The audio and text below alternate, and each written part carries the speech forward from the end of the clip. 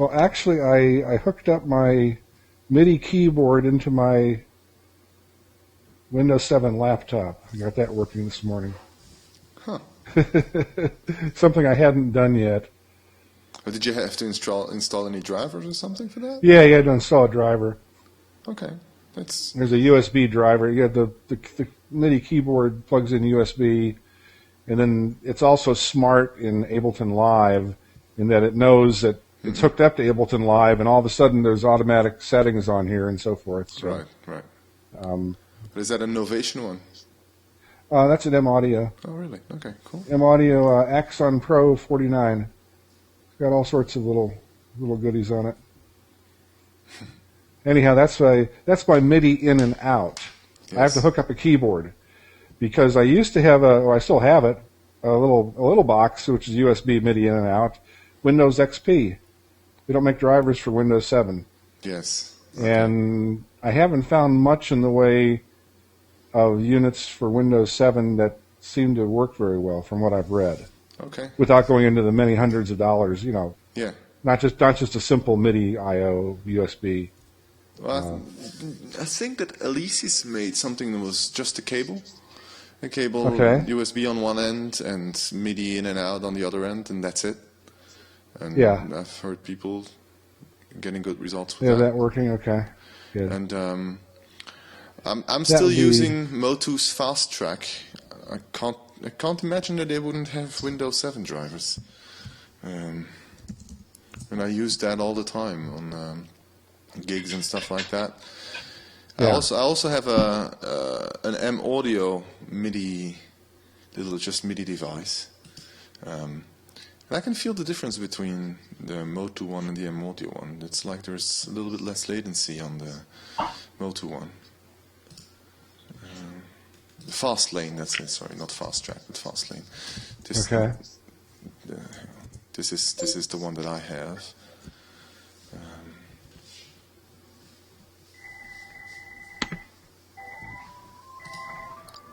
I'm not getting fooled by that.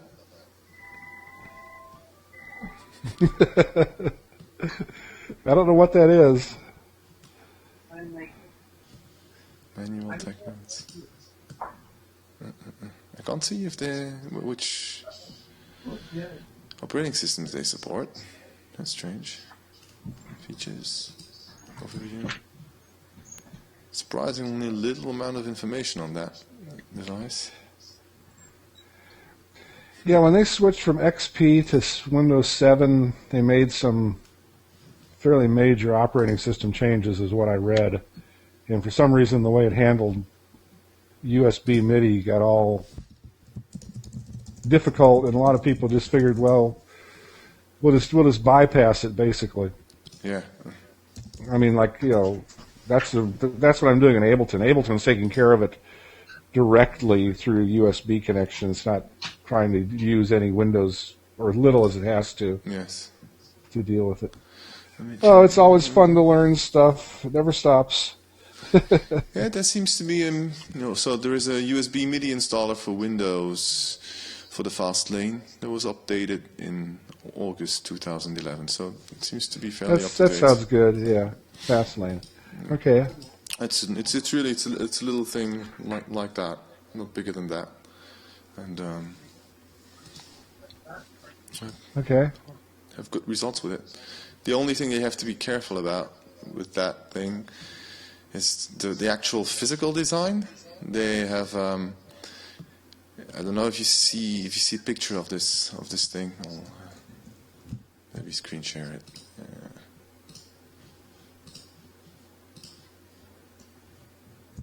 So. Oh, okay. Right. So in the middle, so you've got the ins and the outs, so two different lights, and in the middle there's a little button that you can press. That's actually a bypass. It's very, very, very easy to press it without actually realizing it.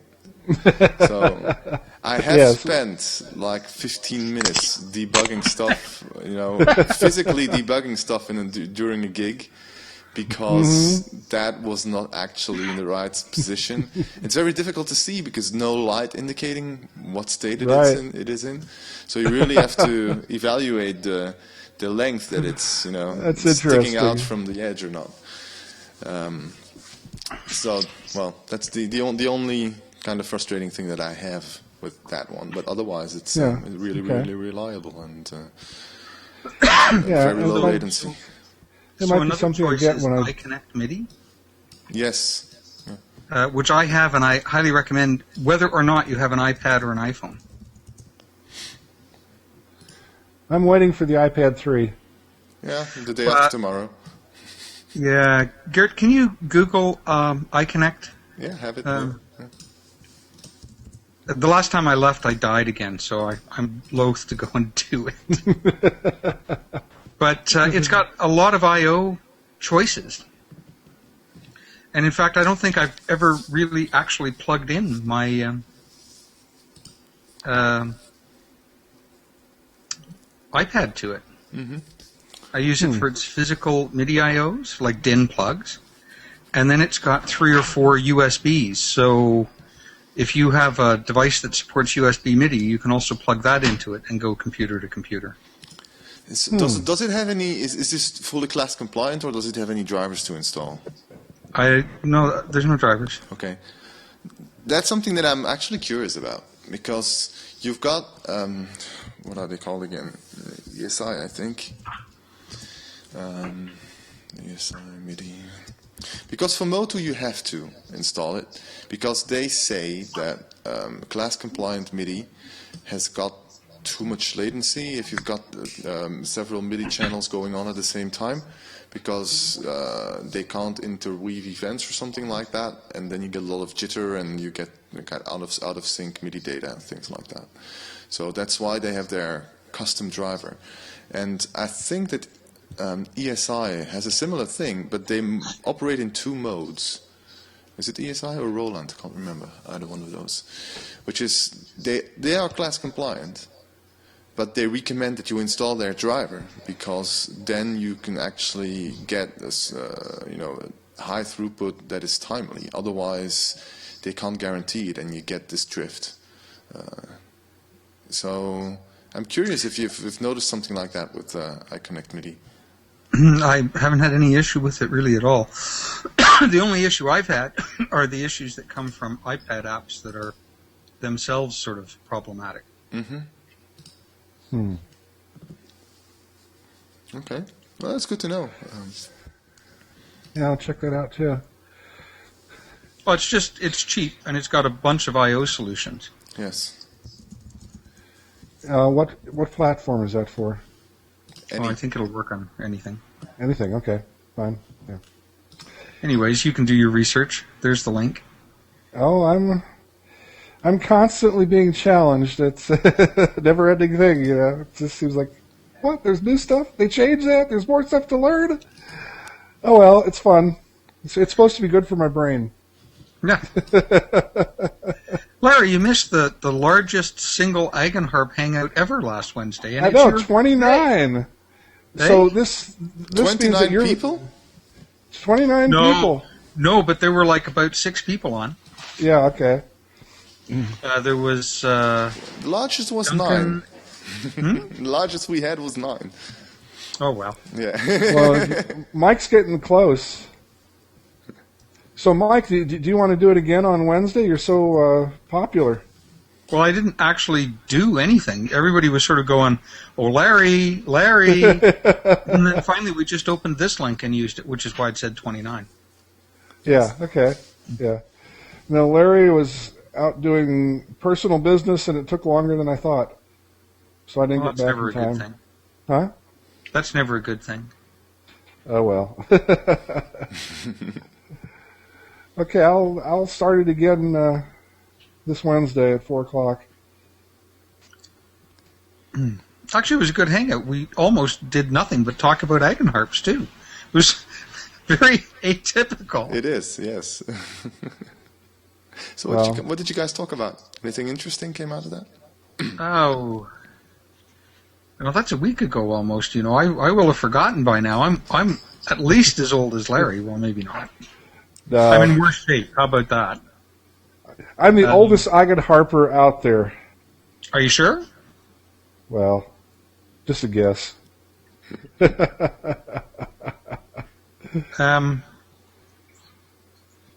There might be quite a few people that you guys don't know about that never are visible on any of the web media. That would be my guess. But I think there's a lot more people playing than talking about it. Well, that's true too, I guess. So,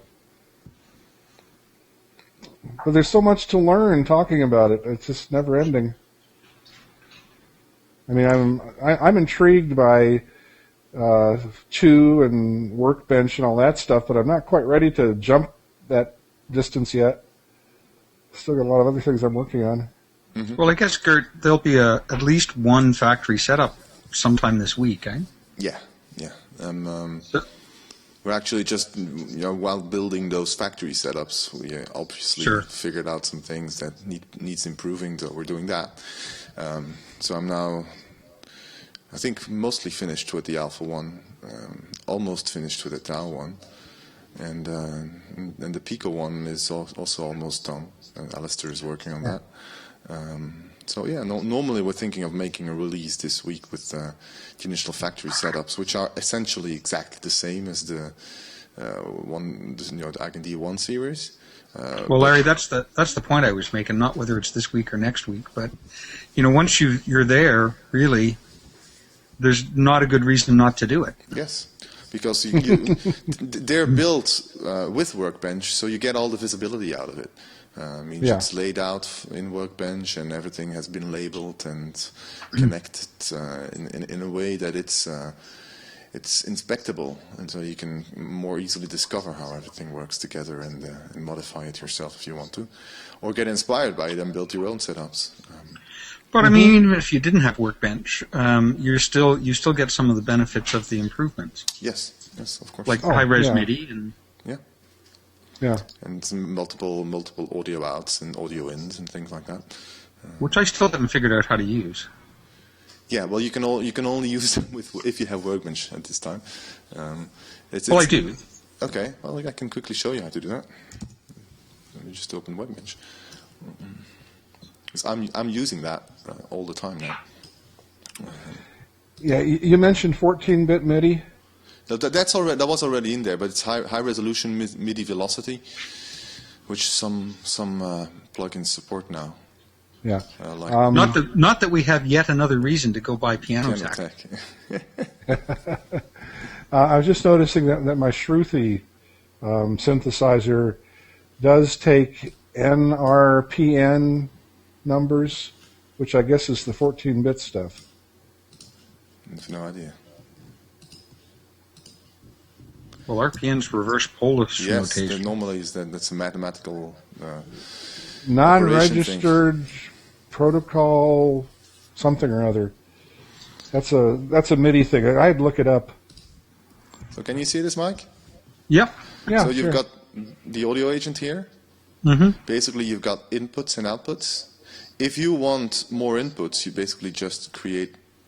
Hang on, the audio agent is the perspective from what is running in EigenD. So the audio agent receives an input that will be an input of audio being sent to your audio device. Sure. Right? So, okay. Right. So this goes into your audio device, which means that if you've got standard, you've got two of those here, which is your stereo output on channel 1 and 2.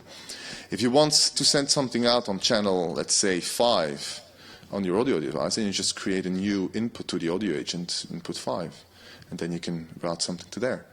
If you want to get audio out of your audio device into EigenD, the audio agent will have outputs. So in this case, I've got my audio device's audio channel 3 that comes into EigenD and out of the audio agent. So if I want some more, I just create one, and it will have audio channel 1. That's it. Oh, okay, that's easy. So the nice thing about this approach is that you can make this transparent based on the devices you're working on. So let's say that you work on sometimes you work on your laptop and you only need the first two channels for stereo output, but sometimes in your setup you also have other channels that you want to use, or you want to connect external gear that feeds back into EigenD, for example. You can just build your setup like that, and EigenD will only use the channels that it knows of your audio device. So you can use the same setup with different audio devices. Yeah, it just ignores non-existing Exactly. channels, right? Yes, yes. Very good. So it would be very easy to do TalkBack. Yeah, so what I'm doing actually here is, so I've got my, this is a new personal factory setup that I'm working on. So this is actually hooked up to my Slim Fatty. So I've got a MIDI output that outputs to my Slim Fatty. And then, let me see if I can see what I can show about this. Let me share another window here. So this is the mixer of my audio device, of my Metric Halo audio device. So now, if I take my Eigenharp and I press a key, I can see analog 1. If you see this here, this channel, analog 1 is coming back. So this is my microphone, by the way, analog 2, which is not going to EigenD. It's right, but analog 1 is not added to the mixer. Actually, I could add it. So this is the pure sound coming from the Fatty, right? Now, if I mute this, I can't hear anything anymore, right? But what happens is that this is sent through the audio channel 3 from my audio device into EigenD, and then I route it. I'll just share the Workbench screen again. So this comes back through this this channel here, audio output 3 for the audio agent, which I then route all the way.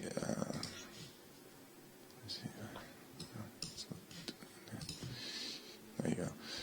I route it all the way back through some audio units. So these are 2 audio units. Sure, which are then like you can control with pitch and yaw. Yes, exactly. Exactly. Yes. Brilliant. And those are then being sent out to another mixer channel that then will go out through my audio stereo output. So if I'm now back to sharing that mixer, so this comes in on audio channel 1 and 2, so DAW 1 and 2 on the left here. So if I unmute it, you can hear a delay. It's added to it, which is different from there's no delay. And so this allows me to, there's also distortion. So if I play the breath pipe, I have this distortion audio unit doing things, and I can use a strip controller to work on the feedback of the delay, for example. So you can do very interesting things by routing stuff around. Yeah, that's sort of ideal. So in terms I of, actually had a big discussion with Sweetwater last Friday. Mm-hmm. So I used to run a Yamaha 01X. Are you guys still there? Yes. Hello. Okay. And it had a really great feature. It ran on MLAN, which there are no drivers for anymore. But the great feature was that in addition to the 8 analog channels on the back, mm-hmm. it had banks of mixing strips. And as you went over, you just went into virtual channels that came from your machine. Right. Yes. And they all went through the mixer, so you could use the DSP and the hardware effects in the mixer without burning any cycles. Mm-hmm. Plus, in the kind of environment that you're looking at there, you could displace the mixer in EigenD effectively with the outboard mixer. Which is what I'm doing with my audio devices. You know, the Metric Halo stuff has there's a similar mixer, the one that I shared. So this. But You go via optical, right? No. This is all. It's got 18 Firewire channels back and forth, so in two directions to the audio interface. Okay. So from your computer to the audio interface. You answered the question. I've totally stumped the Sweetwater guy. I pointed out that MOTU doesn't do that. They have no virtual channels. No. And said, so can you recommend an I/O device that has virtual channels? And he got back to me on the weekend and sort of said, oh, you can't do that because of world clock. And I sort of said, oh, I don't think so. It's ridiculous, yes. Yeah, I know.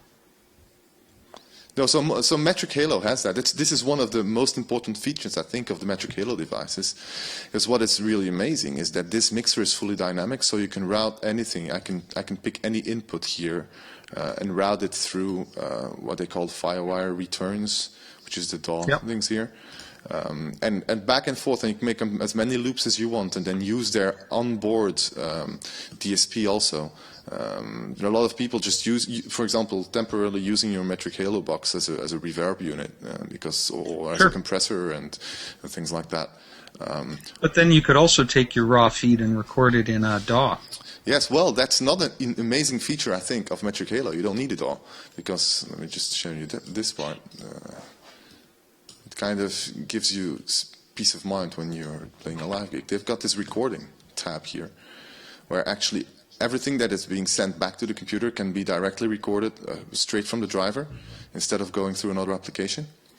So it's lossless recording in real time of all the channels. Yeah, and if you wanted to do a master on it, you just take the channels and dump them in your DAW. Yes.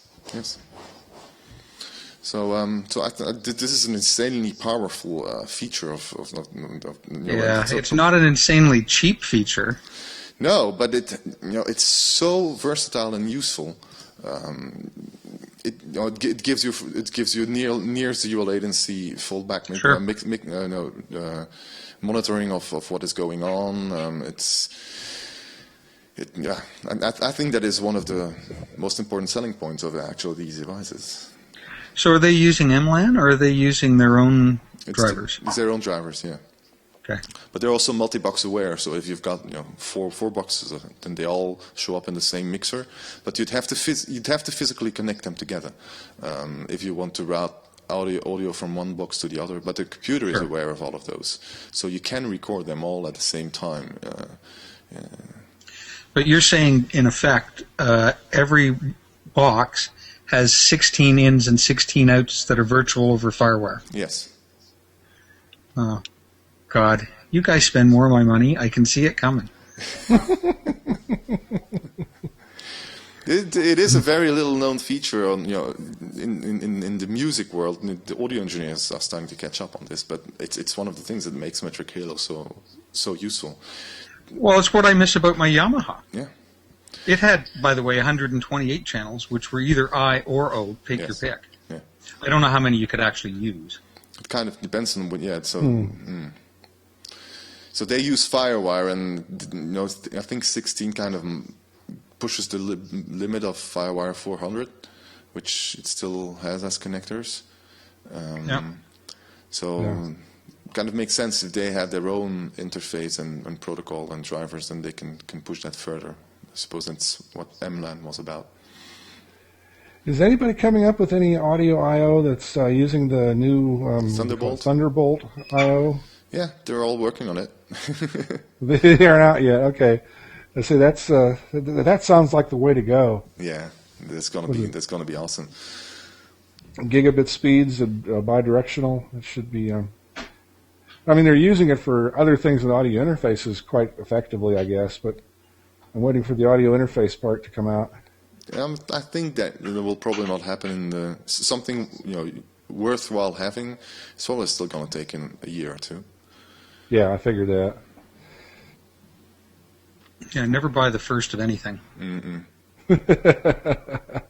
Larry, your rule seems to be third or later. Third or later, yeah.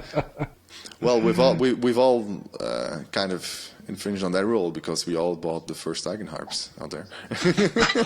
Oh, that's true. Actually, that's arguably not true, given how long they were in development. That's true, yeah, but you don't know that as a consumer.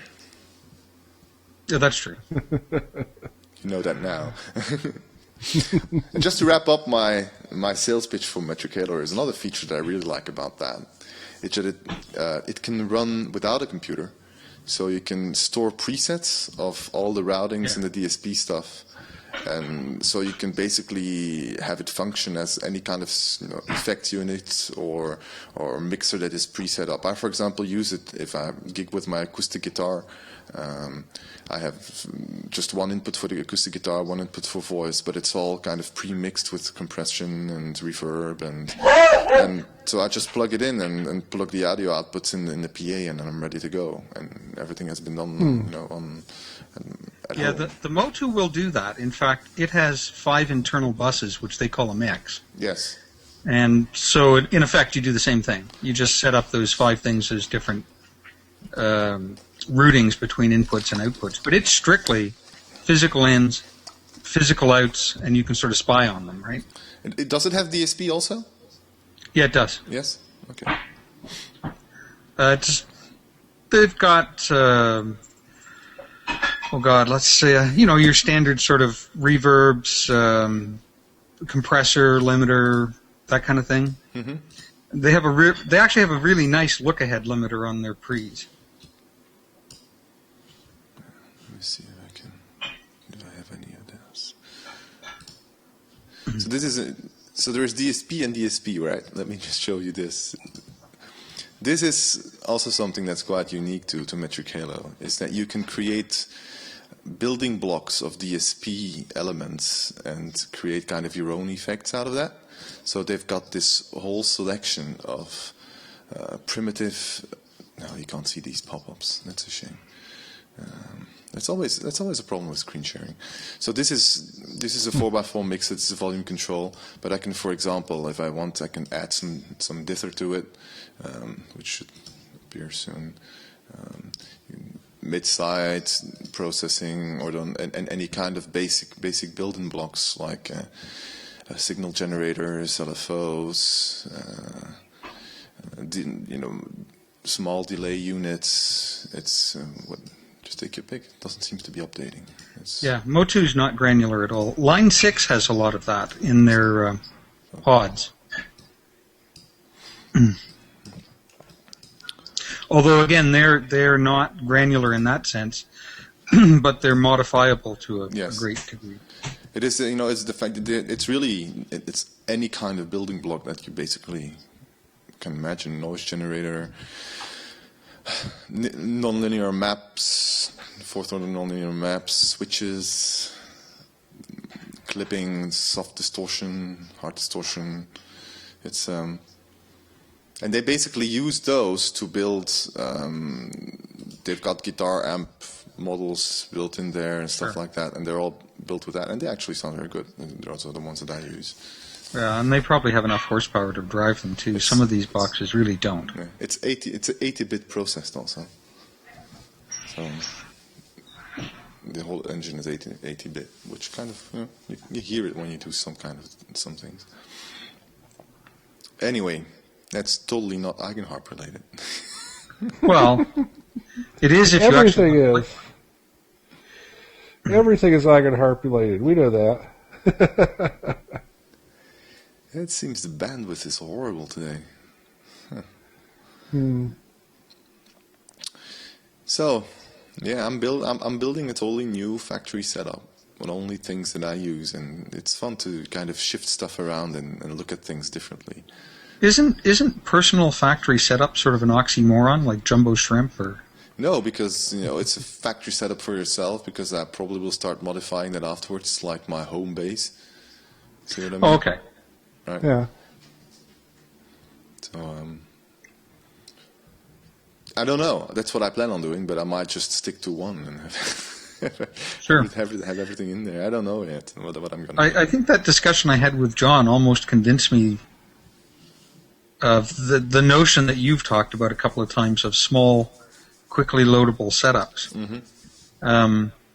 Because I guess I've always played it by loading everything I need and then switching between key groups if I wanted to play some other song or some other piece. And it came to me that I really wanted a set list, like that really. and that those are in fact sort of setups. And what I really wanted when I was loading key groups was to load a separate setup. So in other words, I wanted a level above the level of picking key groups to pick multiple setups. And so I sort of explained that on the forum, and John quite wisely came back and said, well, if you had a bunch of small setups, couldn't you just load them? And of course the answer is you can, and you can do it straight from a pedal board, right? You just with MIDI. Yes. There's So, one downside, though, huge downside. That is the stability of all your units and VSTs. Oh, over being loaded or not? There's this loading phase where you sometimes, that's where it usually goes wrong. If that's what I found. Sometimes I have to restart stuff because it doesn't properly deal with something unloading and reloading quickly one after another, or it's weird. Sometimes you get in these weird states. It's, for example, if you've got several contact instances that are, they're following one up on each other, and they've got this shared memory loaded through the sample server, and sometimes it doesn't work. And that is something that you don't want to happen when you switch from between songs. No, but you should be able in 2 to do actually what I was describing. In other words, literally create a set list. Yes, but if you will just all preloaded. Yes, because you will still have a huge setup then, right? Well, they do, but you can load it before you ever start playing. So, do you really care? No, you don't. No. I mean, it boils down to the fundamental choice. Do you load in the middle of a set, or do you load everything in advance? Yes. I tend to always load in advance. At least I know. Yeah, I would think everybody would. Yes, it's too risky. So. The other thing that came up, I think it might have been Robin, who was talking about the idea of a monophonic fingering agent that used like Bohm fingering. And what jumped immediately into my mind is to have key groups by course. So you could actually have five vertical instruments, each with their own monophonic Bohm keyboard. So in other words, you could have 2 saxophones, a clarinet, and whatever. Yes. That sounds like fun. I'm not sure I could. I'm sure I can't just run off and do it. But what I was thinking was actually, I still haven't gone around to it, but I want to create a factory setup for the Pico, where you actually have an instrument on each side, just going down. Sure. And those are just two key groups. And I think that the Pico would actually be awesome to play like that, because you can have bass here and a lead sound there, and then you can basically have 2/3 of the band going like this at the same time. And then you can use the switches here to switch octaves for each row, right? For each course. I still think if you could implement Bohm fingering, you'd have a whole lot of happy people doing that. They'd do a sax or whatever on the one column, and then whatever else they liked on the other, and then you don't need really to do as much octave shifting. Right. Well, it's being developed as we speak. So. Yeah, I know. I wasn't trying to pester you. I know, but it's getting there. It's just much more complicated than we ever thought it would be. It's something that you say, well, let's just start on it, and then all these little edge cases, and it's not as trivial as it seems. No, and it helps if you actually know how to play one of those instruments. That's one of the biggest problems. Is if you they have physical oddities, but there are reasons for that, and how do you properly map that to fingerings that still feel natural? And what is the tolerance level of changing, the habits that an existing player has, and things like that. But I'm not working on that. John mostly is, and he's been finding out some interesting things about all that. Yeah. Well, I mean, at least there's lots of fingering charts to be downloaded. Yes. We'll see if we can adapt them. That's difficult part. I'd strongly suggest you make sure you download the probably the WX7 one, but maybe also the WX5 one. They're different. Mm-hmm. They have different alternate fingerings, and the only reason I would suggest that is probably one of your target audiences, particularly for the Pico, are people who want to displace the one device with the other. Yes. I mean, that's why I bought it. Yeah, it's one of the things, one of the ones that we're looking at as a source of inspiration for the fingerings.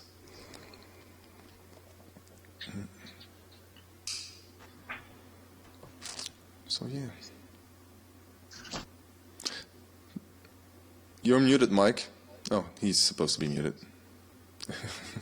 No, I'm just seeing who called. Yeah. Oh. So now, if you guys want, I can show you some of the things I've been doing on that factory setup. If you're interested. Sure. Yeah.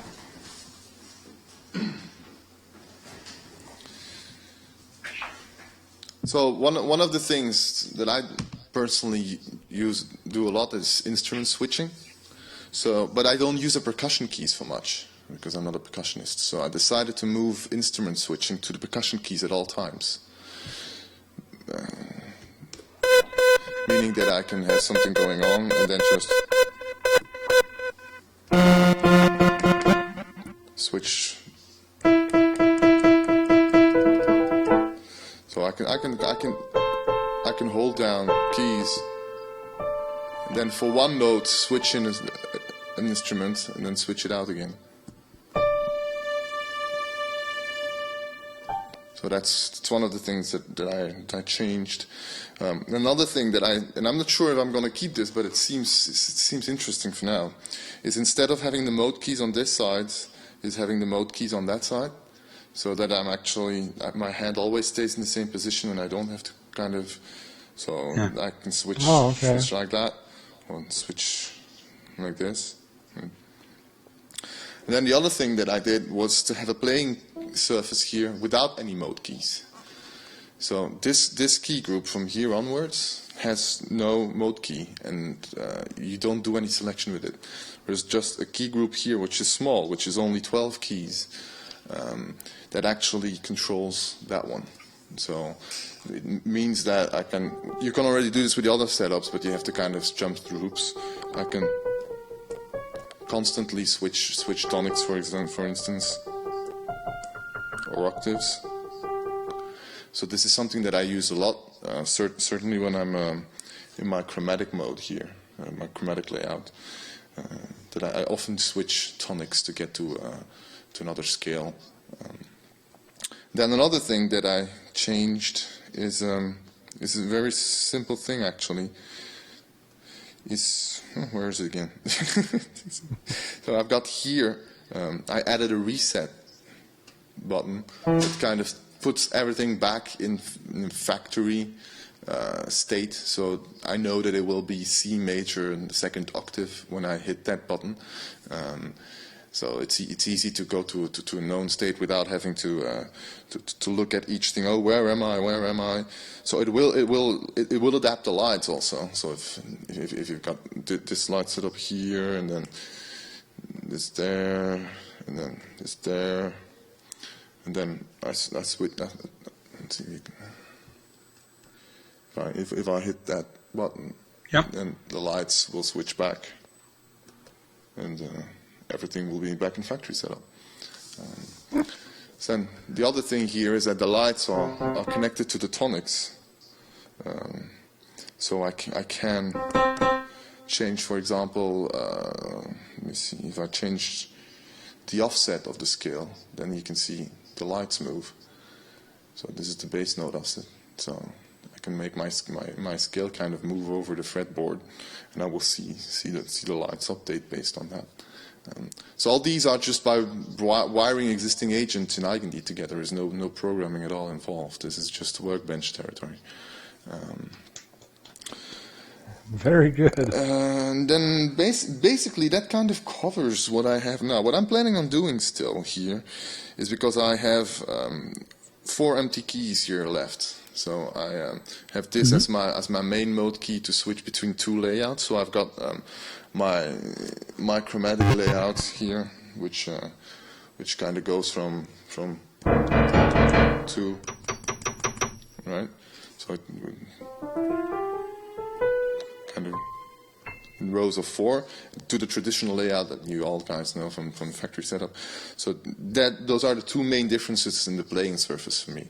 So my My chromatic layout is always going to be chromatic, so I don't have any scale selection in there. I can never accidentally switch scales on that because it doesn't make any sense. It's been designed to be chromatic. So the only thing I can do is change tonics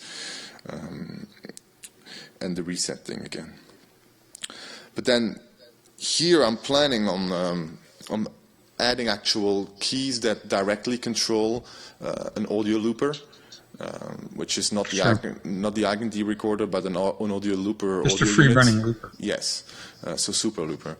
That's what I'm experimenting with now, and that will always be present here, meaning that I can kind of continuously at any given moment in time start recording a loop and hitting it so that it starts looping and play over it and create new takes and. So I'm not sure that 4 buttons are going to be enough, but I'm going to try just to fit the functionality in there. Otherwise, I'm thinking of maybe adding another mode key here that would kind of be the percussion key mode key, and then switch the percussion keys to actually being in the loop controls whenever I need that. So that's where I'm at. Now, the really nice thing about this setup is that it loads in about 3 seconds. Whoa. Oh, this is very impressive. Wow.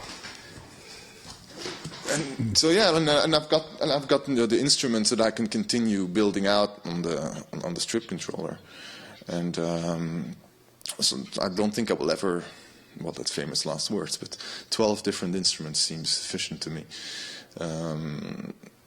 And so it will start loading slower, but that will be mainly due to the audio units that are loading. Yeah.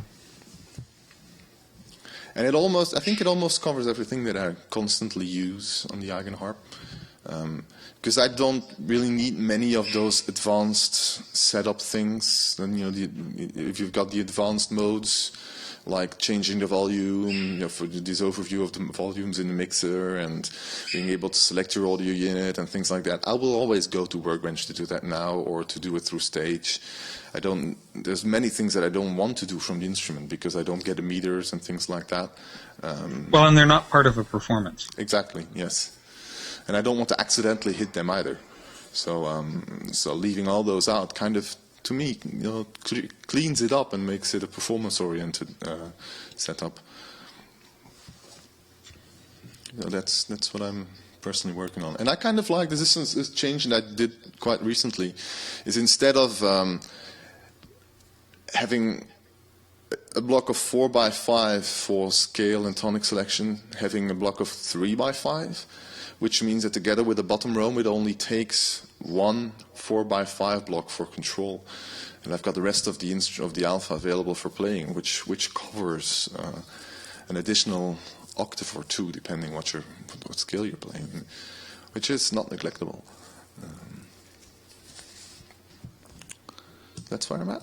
And so what it looks like is, well, that's what you just saw, what I was showing before. So it's got that Moog feedback thing included also, but I can show you the full thing. It's actually quite small. Let's see, I can share a screen. So that is the actual layout in Workbench. That's it. There are no rigs. It's only that. So it's got the alpha keyboard going to main key group. I've got 2 playing key groups.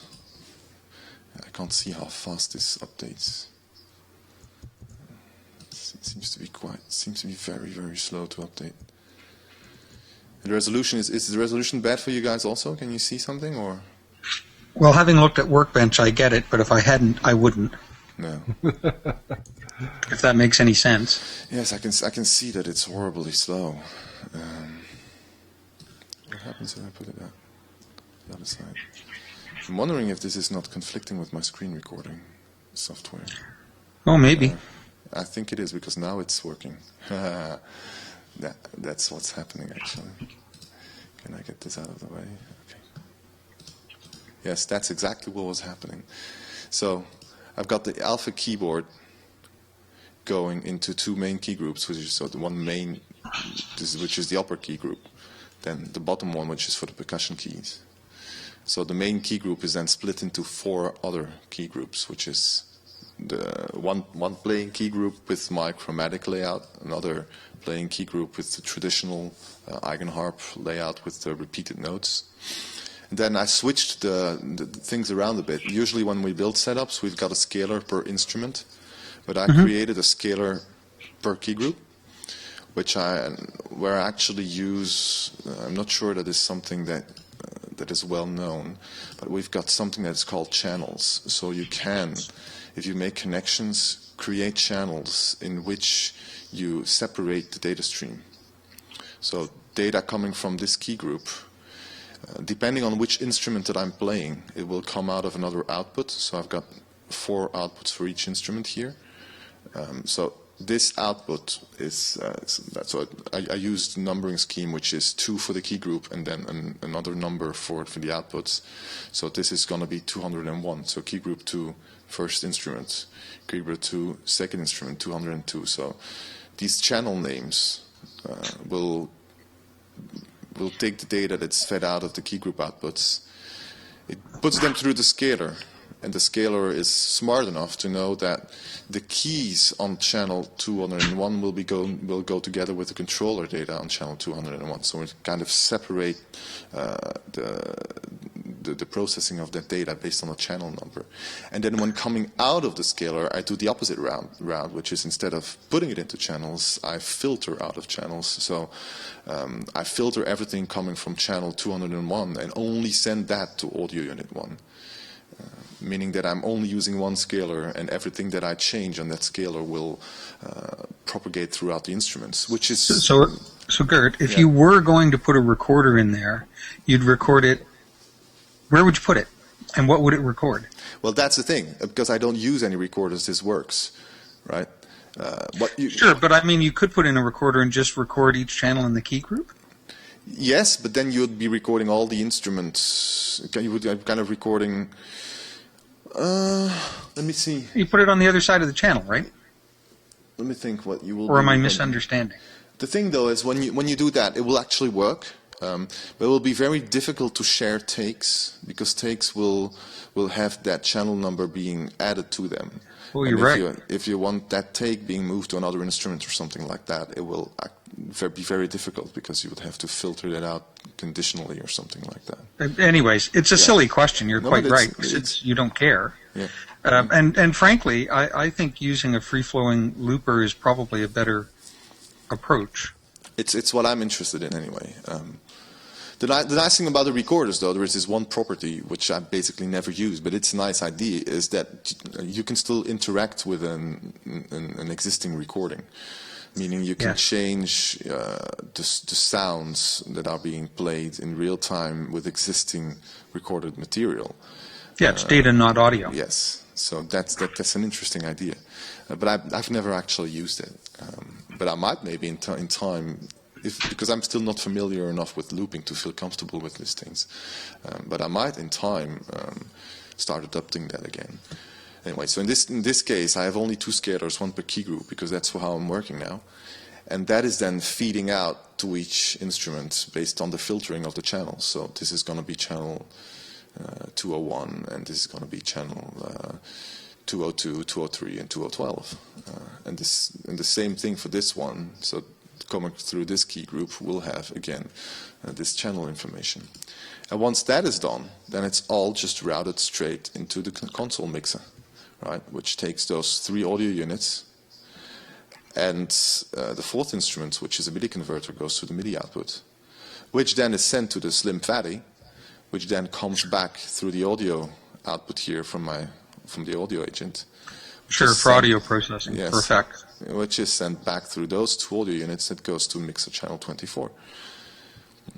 And then they will both go out through those outputs into the audio output. And then I have just a couple of other key groups left. So this is the percussion one, where I created an instrument key group, which is quite interesting. Let's see if I can show that. Because I can, using the mode key, I can also select let me take a step back. So remember that that 3x5 key group that allows to change scales and stuff like that. So those are the talker key groups that I know. That I named them. So they've got one for octaves, tonics, and a reset talker. Let me check one. So what I'm saying, yep, that's for the first key group because that's a chromatic key group, and it also reuses the instrument talker, meaning that I also can select the instruments on that talker key group. And we've got a scheme in EigenD. I'm not sure this is again the pop-up window thing. So you can give coordinates that instead of being an absolute coordinate, you can say take the second one or the fifth one in a row, meaning that it will lay out automatically based on the layout. If it's connected to the percussion keys, it will be a linear from 1 to 12. So that's where the instrument selection will be presented on the keys. However, if it's the square 3x5 key group, then it will kind of lay out in 4 rows of threes, because it will kind of sequentially fill that rectangle up. So meaning that I can reuse those instrument selection talkers. And that's basically it. So it's just talkers to switch the octaves, and tonics, bass notes. And where did you manage the lights from? Well, the lights is a new feature in 2.0. I mean, I'll have to. No, I can show it like that. The scaler now has a light output, which currently highlights tonics in green, but we're gonna add some configuration there to indicate the steps and the colors that you want. But the scaler now sends out light back to the key group, and if you connect it up, it's unconnected in the factory setups because we want them to remain as close as possible to EigenD 1.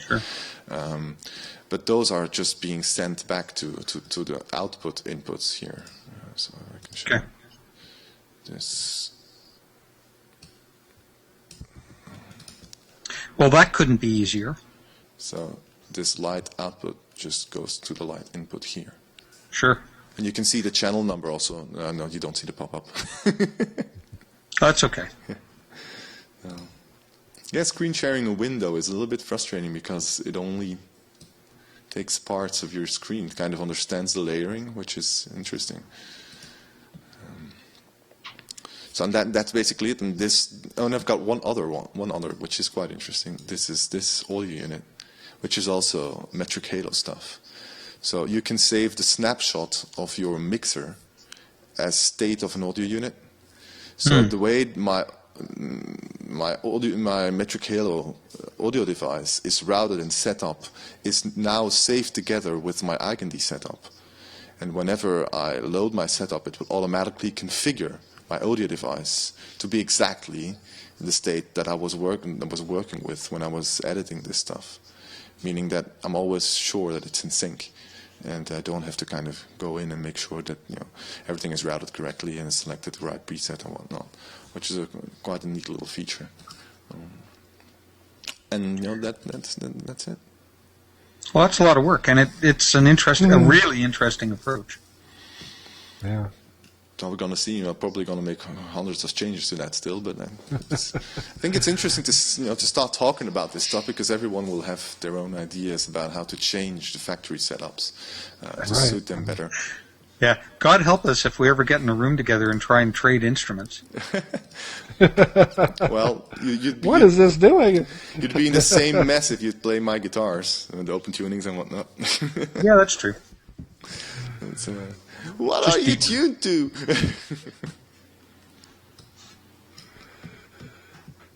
Yes. Well, that was a really good walkthrough. I want to thank you for that. That was fun and interesting. So yeah, now I'm going to try integrating Super Looper into this, seeing how well it works. One thing I think I already have to change because we now have configurable. Well, it's now more visible. We already had this before in one of the later versions of EigenD 1. We have configurable pan laws in the console mixer in EigenD. The default one has a lot of headroom, but I already switched this to kind of a 0 dB panel so that you don't Sure. get any. But the problem is when you start looping, then you kind of distort quite quickly. Yeah. So I'm gonna switch that back to minus 6 dB probably, so that get a little bit more headroom there. Was the first thing I immediately noticed. Certainly when you've got some sounds coming out of the Slim Fatty, which is really fat, and you've got several loops with that, it's quickly going to the maximum. Sure. So, In fact, that was one of my decisions buying that Westone in-ear headset. mm-hmm. They actually have two models. They have a musician's model and they have an audiophile model. Mm-hmm. And the difference is low-end headroom. Interesting. Their observation is if you're a bass player, a guitar player, or drummer, you probably need the extra headroom in the low end on your headset, on Yes. your in-ears. And if you're an audiophile person, you probably, first of all, you don't need it, and secondly, you don't want the bass rolled off. Yes. And then the thing I actually bought, it was amazing. I'm looking at these things and I'm going, that earpiece has 4 drivers in it? Like, how do you do this? There's not a particularly big in-ear thing, but it's got 2 bass drivers, Yeah. a mid-range and a tweeter. That must have been quite expensive, isn't it? Like $1,000, They're- something like that. How much? 1,000. Oh, no, half that. Really? Less than half that. Oh, That's cool. Well, first of all, I found a place that specializes, that's me, Gert. Yeah, I know. Well, it's exactly the same sound. Sorry. I found a place that specializes in hearing services for musicians. Yeah. And they have very good prices. They sell the ones, atomotics, or however you say Mm-hmm. that word. They've got over-ears, they've got in-ears, they've got active filters, Mm-hmm. you know, like yours, except they actually turn themselves off when it gets quiet. Oh, cool. But I'd say their prices were no more than 60 to 70% of what was listed on websites. That's cool because I think those in-ears that you mentioned, they usually get for 4 drivers. You get close to $1,000 normally. Yeah, I think their website says something like $800. Yeah. I didn't pay even $5. Wow. They must like you. No, that's just their price. And there's the 4 and the 4Rs, and as far as I can tell, the only difference is the Rs have removable cables. Okay. Well, that can be handy. It's funny because I went in and I said to the guy, hold on, sorry.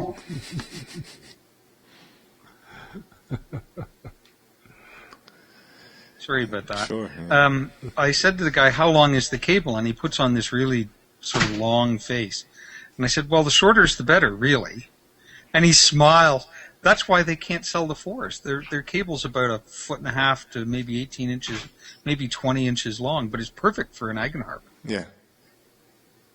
And you can't replace it on the non-R model. Yes. But I was disinclined to spend an extra $50 to have a removable cable. Like, why? Yeah. So, anyways, I'm very happy with them. Very comfortable, amazing sound, Cool. So you're plugging good them isolation. straight into the Eigenharp now? Yeah. Awesome.